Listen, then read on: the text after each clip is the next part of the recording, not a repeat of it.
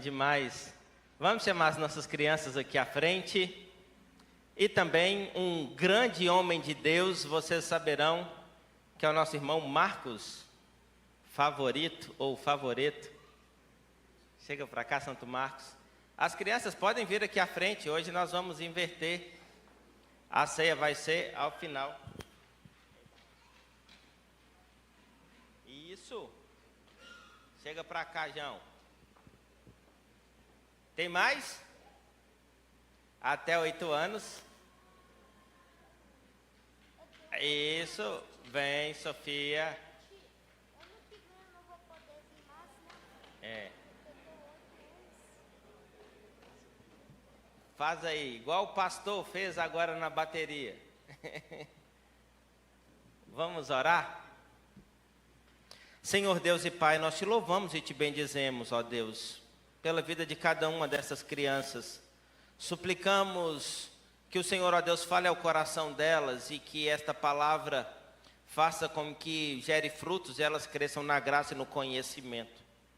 De igual modo, ó Deus, suplicamos ao Senhor para falar ao nosso coração através da vida do nosso irmão Marcos.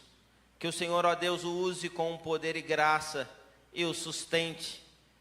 E fortaleça, ó Deus, e faça com que mais uma vez ele seja instrumento do Senhor nas nossas vidas. Te apresentamos também, ó Deus, os dízimos, as ofertas, consagramos a Ti, e que o Senhor, ó Deus, dê sabedoria ao conselho para aplicar apenas naquilo que glorifica e exalta o Teu santo e bendito nome. Nós oramos a Ti com gratidão e oramos em nome do nosso Senhor e Salvador Jesus Cristo. Amém. Isso, Sofia. A Sofia está anunciando a chegada do nosso irmão Marcos. Para quem chegou na igreja esse ano, irmãos, o Marcos, ele é diácono aqui na nossa igreja e tem servido como evangelista na Igreja Presbiteriana de Divino das Laranjeiras. É uma congregação da igreja de Mendes. O nosso irmão Marcos, ele é aspirante ao Sagrado Ministério, além de diácono, está atuando como evangelista. Ano que vem você pode escolher chamá-lo de evangelista, de seminarista, de diácono, ou todos os istas que tem, ou de Marcos, só não pode chamar de Zé, que ele é grande. Não, ele fica... E ele tem servido a Deus. Ele, como eu disse para o nosso pastor, lá o pastor Hérbio, ele falou... Aquele moço, um alto, que tem frequentado as reuniões do presbitério. E aí, irmãos, foi um testemunho para mim do quanto Deus tem abençoado o conselho da igreja. Quando nós apresentamos aquilo para o conselho, a proposta para ele servir lá como evangelista, o conselho não colocou objeção nenhuma. E eu falei para o reverendo Herbio, é a oferta da viúva. É o nosso único candidato ao Sagrado Ministério que nós temos na igreja. Nós cedemos para que ele estivesse servindo lá. Eu vi que o conselho da igreja preferia sofrer as dificuldades aqui e ajudar um campo. E eu fiquei mais feliz ainda quando o Marcos, depois de conhecer o campo, voltou todo empolgado, com o olho brilhando. Eu falei, o que aconteceu, Marcos? Pastor, tem que ir para lá. Eu falei, por quê? Lá não tem nada, pastor. Não tem um violão, não tem nada, eu preciso ir para lá. E aí eu me lembrei que quando a gente começou a caminhar juntos, eu disse para ele que se ele não quisesse ir para um lugar que não tivesse nada, apenas pessoas, ele era indigno do Sagrado Ministério. E foi um testemunho de que o Senhor falou ao coração dele e que ele seja um instrumento de Deus para as nossas vidas. Ele e a Ana, ninguém faz nada sozinho, tá, irmãos? Ele é diferente de mim, canta, mas ele tem quem toca lá com ele, né? A Ana está lá junto com ele, servindo. Então, toda sexta-feira eles vão para lá, ficam um final de semana e durante a semana estão aqui. Que Deus abençoe, Marcos. Eu gostaria de cumprimentar a todos os nossos irmãos, os nossos visitantes, com a graça e a paz do Senhor. Amém? Aproveitando essa palavra introdutória do pastor, eu quero abrir um parênteses aqui, peço licença aos irmãos, para agradecer o carinho da igreja, carinho muito grande dos irmãos por mim e por Ana. Sempre quando nós vemos aqui, dias de semana, nos cultos, né? Reunião de oração na terça, no estudo bíblico na quinta, sempre os irmãos comentam da saudade conosco. eu quero externalizar essa gratidão no nosso coração pelo carinho, pelo amor dessa igreja. Essa é uma igreja, eu testemunho para todos, é uma igreja diferente, porque de fato aqui nós podemos sentir esse amor que é palpável mesmo, sentir esse amor aqui. E aproveitando também, eu quero agradecer ao conselho da igreja, os presbíteros, o pastor e tudo. O pastor bem disse, irmãos, a oferta da viúva pobre. A gente está precisando de ajuda, alguns irmãos se questionam, mas os adolescentes vão ficar sozinhos, e como que vai ser, e como que vai funcionar? Deus está à frente do controle de todas as coisas. E quando surgiu o convite, e quando nós fomos lá conhecer a igreja, os irmãos falando assim, olha, nós não temos ninguém. Olha, ninguém quer vir para cá e nós estamos sozinhos, não tem ninguém para trazer a palavra de Deus para nós. Eu vi o olhar da igreja e de fato lá não tinha nada. Irmão, nosso coração na hora se inclinou para lá. Não deixando aqui, a gente ama a igreja, a gente é daqui, mas é um empréstimo, né, pastor? É um empréstimo necessitado aqui também, mas emprestou lá. Então quero agradecer o conselho por esse empréstimo da minha vida. Amém? Sem mais delongas, vamos abrir a palavra do Senhor? Nós iremos ler hoje 2 textos da palavra do Senhor. O primeiro está no livro de Levítico. Levítico, capítulo 22.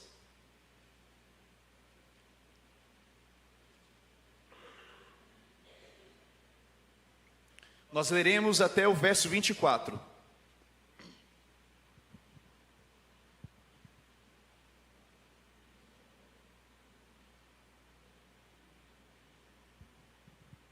Também projetado aqui à frente, a palavra do nosso Deus nos diz assim: disse mais o Senhor a Moisés: fala a Arão e os seus filhos e a todos os filhos de Israel e dize-lhes: qualquer que da casa de Israel ou dos estrangeiros em Israel apresentar a sua oferta, quer em cumprimento de seus votos ou como ofertas voluntárias, que apresentar ao Senhor em holocausto, para que seja aceitável, oferecerá macho sem defeito, ou do gado, ou do rebanho de ovelhas, ou de cabras. Porém, todo o que tiver defeito, esse não oferecereis, porque não seria aceito a vosso favor. Quando alguém oferecer sacrifício pacífico ao Senhor, quer em cumprimento de voto, ou como oferta voluntária, do gado ou do rebanho, o animal deve ser sem defeito para ser aceitável. Nele não haverá defeito nenhum. O cego, o aleijado, ou mutilado, ou ulceroso, ou sarnoso, ou cheio de epignes, não os oferecereis ao Senhor, e deles não poreis oferta queimada ao Senhor sobre o altar. Porém, novilho ou cordeiro desproporcionados poderás oferecer por oferta voluntária, mas por voto não será aceito. Verso 24: não oferecereis ao Senhor animal que tiver os testículos machucados, ou moídos, ou arrancados, ou cortados, nem fareis isso na vossa terra. Esse é o primeiro texto. Vamos abrir agora o segundo texto, 1 Coríntios, capítulo 11.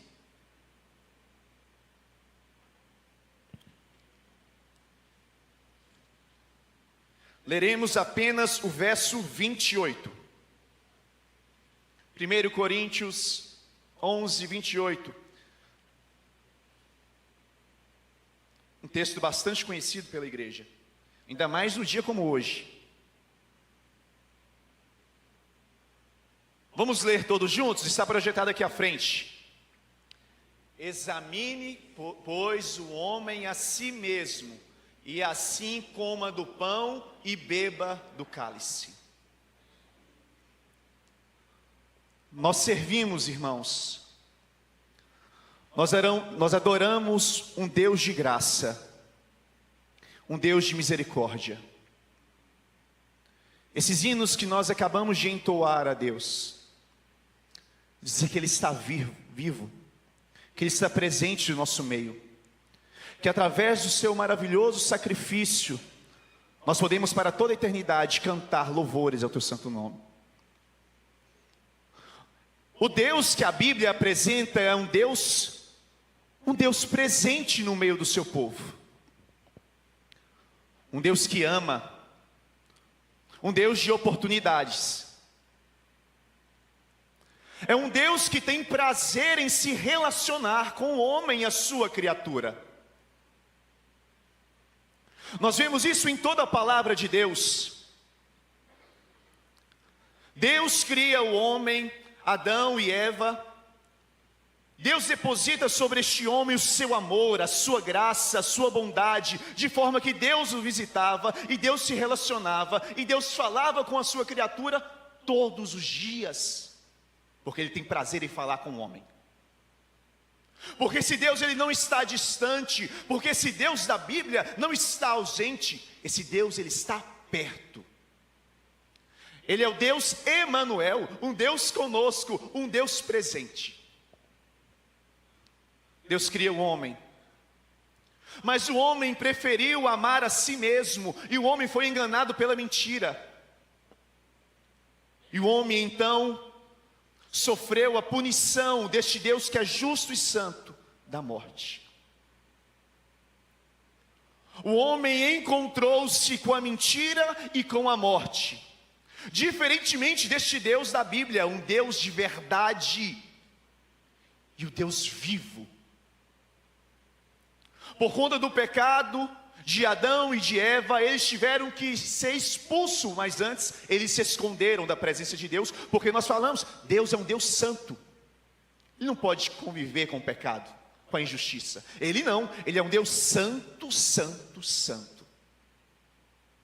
A consequência do pecado deles é a expulsão do paraíso.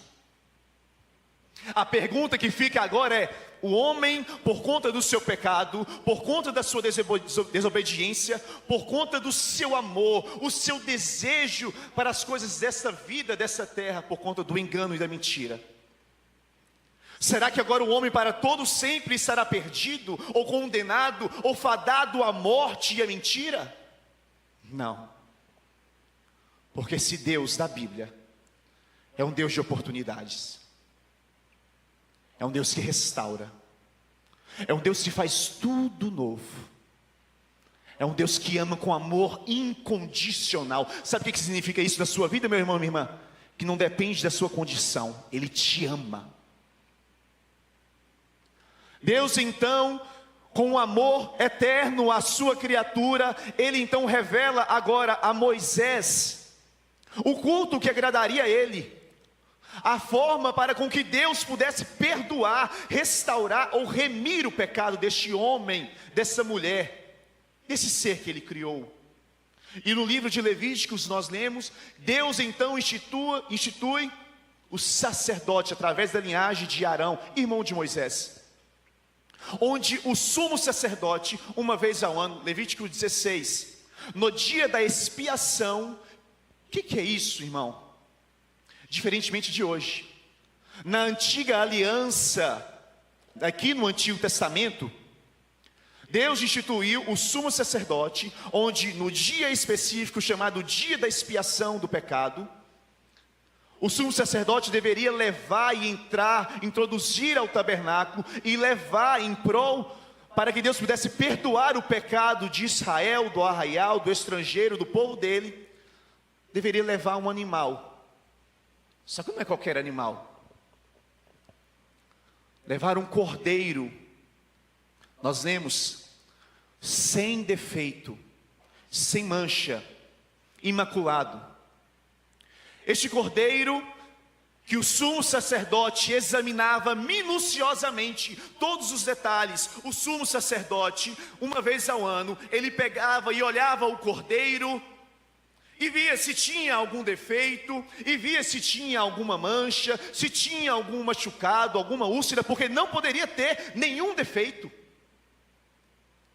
Deveria ser um cordeiro perfeito para a oferta de holocausto e sacrifício. O sumo sacerdote então pegava e olhava cada detalhe, e levava e oferecia diante do tabernáculo, do Santo dos Santos, para que Deus pudesse visitar e perdoar, e não consumir o povo.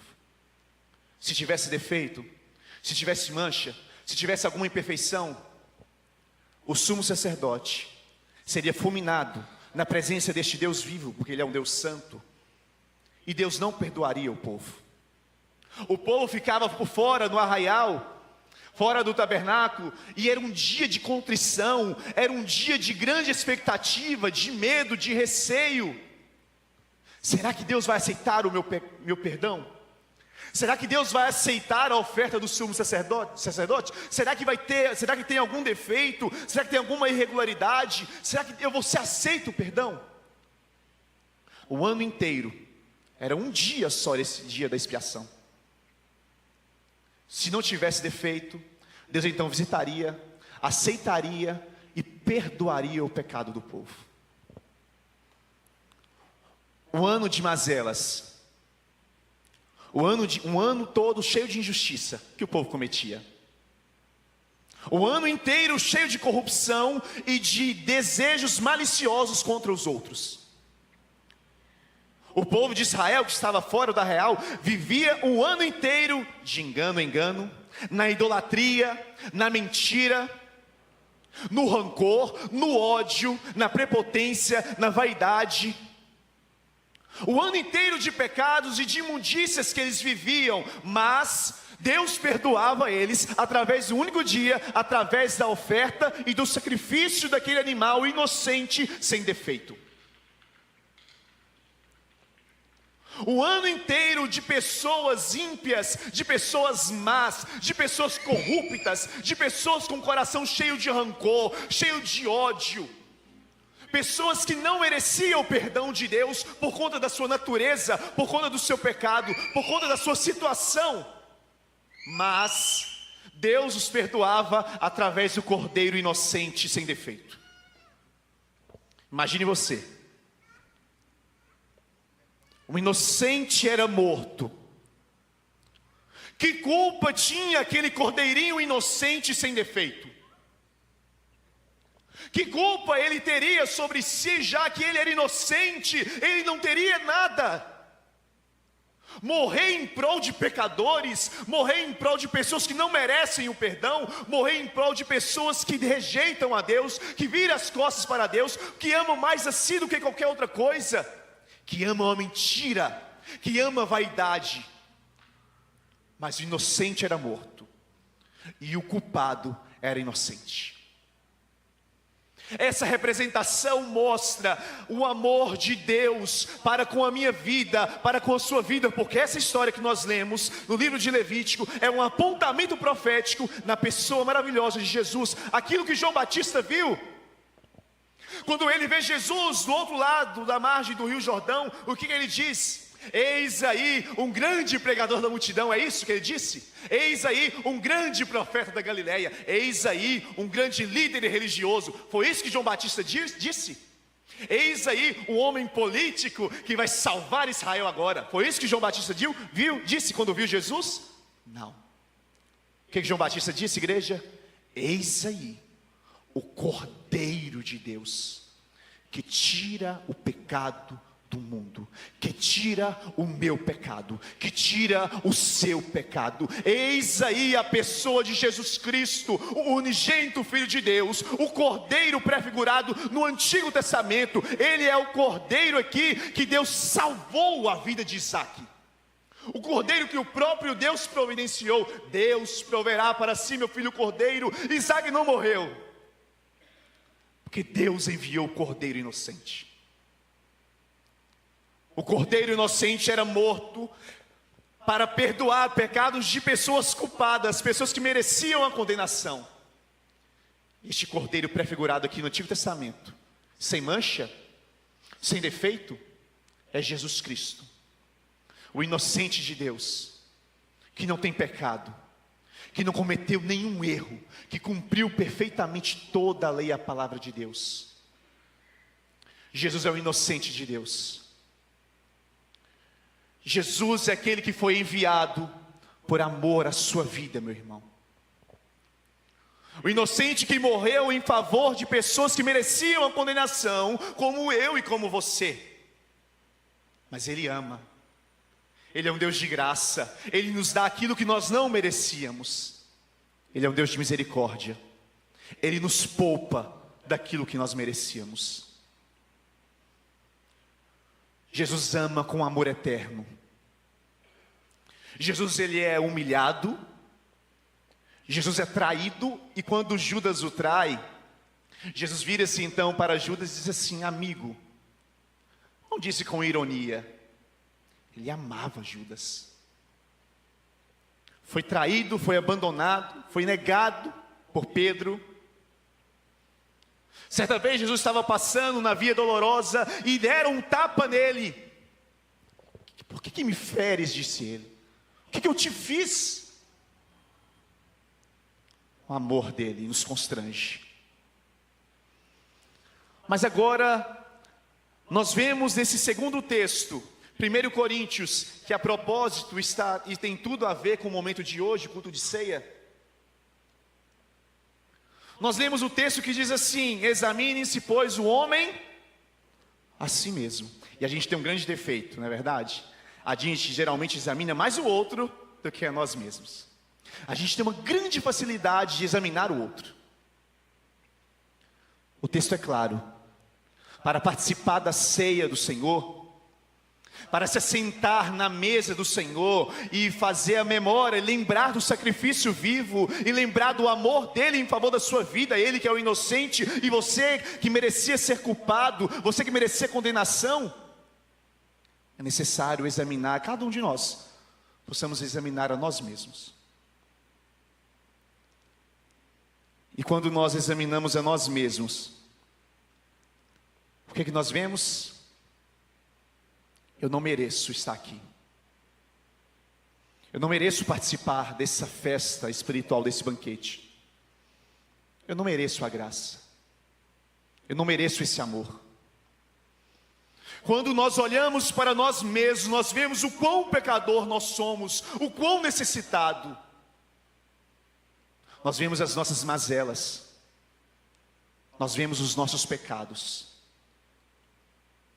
É aquilo que o salmista disse: quem subirá ao monte do Senhor? Quem permanecerá no seu santo lugar? Aquele que tem mãos limpas e é puro de coração. A pergunta que eu faço para você é: você se enquadra isso? Você é puro de coração? Você tem as mãos limpas? E quando nós olhamos para nós mesmos, a única constatação que nós temos, igreja: não. Eu sou culpado. Eu não mereço perdão. Eu de mim mesmo não tenho bondade nenhuma. Dependendo de mim, olhando para mim, eu só vejo pecado, eu só vejo erro, eu só vejo injustiça, eu só vejo corrupção, eu só vejo palavras más que eu profiro, que saem dos meus lábios, pensamentos contrários à palavra de Deus. Eu olho para mim e constato uma coisa: eu estou perdido. Examine-se, pois, o homem a si mesmo. Eu olho para mim, diante do meu reflexo, diante do meu espelho, eu olho para mim e falo assim: não tem como eu ser aceito, ou permanecer, ou entrar diante do santuário de Deus. Não tem como eu permanecer diante desse Deus que é santo. Eu sei dos meus pecados, eu sei das minhas injustiças, eu sei daquilo que eu cometo, eu sei daquilo que eu falei, daquilo que eu pensei, daquilo que eu fiz. Eu estou perdido, eu estou condenado, mas não está tudo perdido, meu irmão, minha irmã. O Evangelho de Jesus Cristo, que é as boas novas, eu te trago esta noite. A verdade é essa: Jesus, o Cordeiro inocente de Deus, morreu em seu lugar, te substituiu. Você merecia condenação, mas Ele morreu. Ele te justificou. E por isso que Paulo diz, Romanos 8, não há para você, meu irmão, não há para você, minha irmã, nenhuma condenação, se você estiver em Cristo Jesus. Nem mesmo o seu pecado é capaz de anular isso, porque Ele te ama com amor eterno. E como o pastor leu no início do culto, se confessarmos os nossos pecados, Ele é fiel, Ele é justo para te purificar de todo pecado. Examine se você a si mesmo. O que você consegue constatar diante de si mesmo? Você está condenado? Você cometeu algo contrário à palavra, às escrituras de Deus? Você tem desobedecido a palavra de Deus? A mensagem de hoje é a esperança. Confesse. Confesse a Jesus os seus pecados. Confesse, pois, a Ele todos os seus pecados, porque Ele é fiel, Ele é justo. Na antiga aliança, o sumo sacerdote pegava o cordeiro inocente, sem defeito, e Deus então aceitava e perdoava o povo.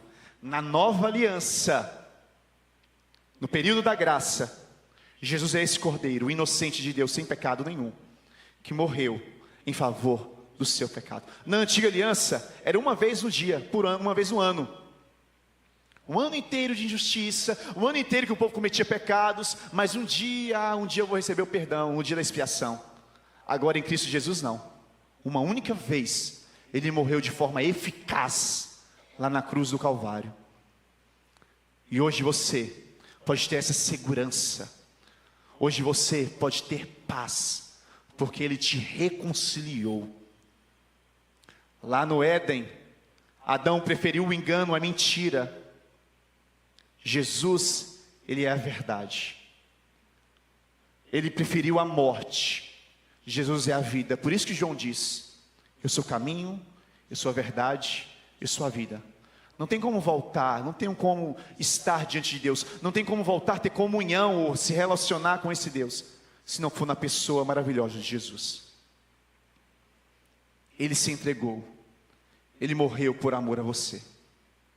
Examine-se se hoje mesmo você pode participar dos elementos desse sacramento da ceia do Senhor.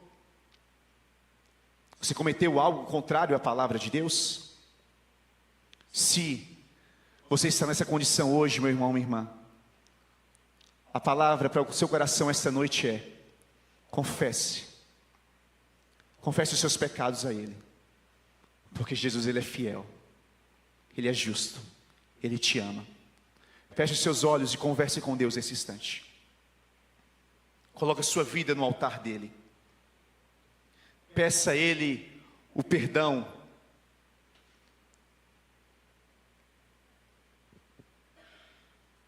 Fale com Ele dos seus defeitos, das suas falhas. A certeza é que Ele é um Deus perdoador, um Deus de graça.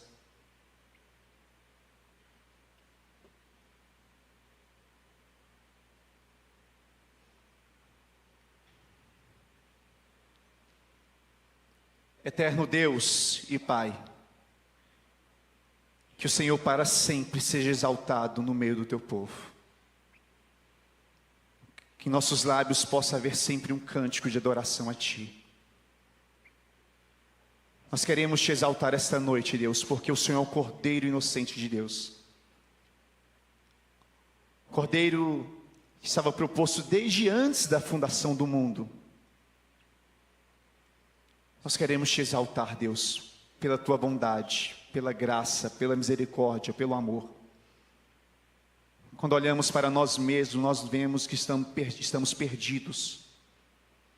Mas quando nós olhamos para o sacrifício do Senhor, para o amor do Senhor, nós podemos perceber que nós estamos salvos.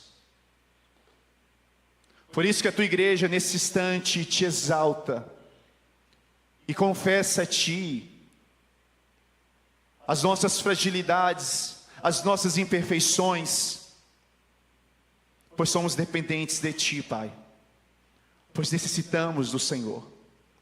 Nós somos carentes do perdão, da misericórdia e da Tua graça. Venha, ó Deus, sobre cada um que aqui está. Venha, ó Deus, sobre cada servo do Senhor e perdoa, e restaura, e faz novas todas as coisas. Venha, ó Deus, para que possam sentir o perdão, o carinho, o amor do Senhor. Ó Deus, nós oramos ao Senhor, gratos por tudo que o Senhor tem feito às nossas vidas, gratos pelo perdão, gratos pelo sacrifício, gratos pela cruz. Nós oramos assim, no nome do Senhor Jesus. Amém e amém. Amém, irmãos?